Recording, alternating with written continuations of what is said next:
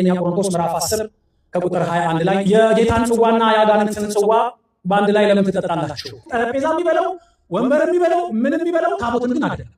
እዚህ ጋር የአጋንንትን ጽዋና የጌታን ጽዋ የጌታን ማዕድና የአጋንንትን ማዕድ አትቀላቅሉ የሚለው የጽዋ ማህበርንና የአጋንንትን የጽዋ ማህበር ነው። ከጽዋ ማህበር ጋር ወይም ከአጋፔ ጋር በጋራ ከመብላት ጋር የተያዘ የምግብ ስርዓት እንጂ ስለ ስጋው ደግሞ ስለ ታቦቱ የሚያወራ አይደለም። ስለ ሰንበት ቤት ነው የሚያወራ። እንደሰማችሁት እንግዲህ የጌታ ማዕድ የተባለው ቅዱስ ቁርባን አይደለም፣ ይልቁንም ደግሞ አጋፔ ወይም ደግሞ ሰንበቴ ነው። ሊቀ ጠበብት ዶክተር ዘሪሁን ሙላት በዚህ ጉዳይ ላይ ዲያቆን ሄኖክ ኃይሌ ከዚህ በፊት የሰራው ቪዲዮ አለ። እጅግ በጣም የሚገርም ትምህርት ስለ ታቦት ሰጥቷል።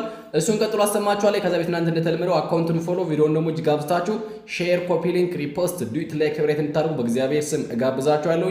እንደተለመደው 3 ሰከንድ ስጣችሁና ከዛ ደግሞ ቀጥሎ የዲያቆን ሄኖክ ኃይሌን ስለ ታቦትና ስለ ጌታ ማዕድ የተናገረውን በደንብ አድርጌ አስደምጣችኋለሁ ማለት ነው። 3 ሰከንድ ስጣችሁ።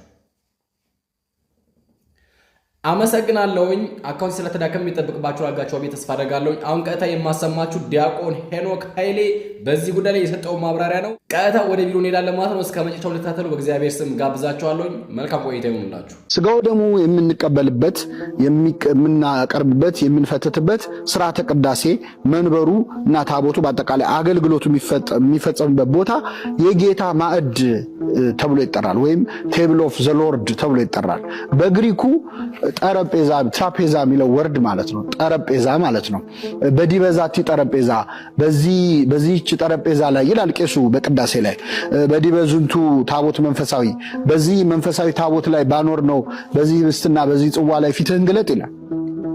ስለዚህ የጌታ ማዕድ የጌታ ጠረጴዛ ተብሎ የሚጠራው ምስጢረ ቁርባን ነው። የክርስቶስን ስጋና ደም ለምእመናንን አንድ ለማድረግ እንደ ምሳሌ አድርጎ ተጠቅሞበታል።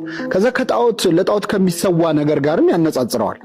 የአጋንንትን ጽዋ ልትጠጡ የጌታንም ጽዋ ልትጠጡ ከአጋንንትም ጽዋ ልትካፈሉ ከጌታም ማዕድ ልትካፈሉ ትችላላችሁን? አትችሉም ብሎ ይናገራል። ለጣዖት የተሰዋውን የአጋንንት ጽዋና የአጋንንት ማዕድ አለው። በቤተ መቅደስ የሚደረገውን ደግሞ ክርስቲያኖች የሚቀበሉትን እንጀራ ወይም የክርስቶስን ስጋና ደም የጌታ ማዕድ ብሎ ጠራው።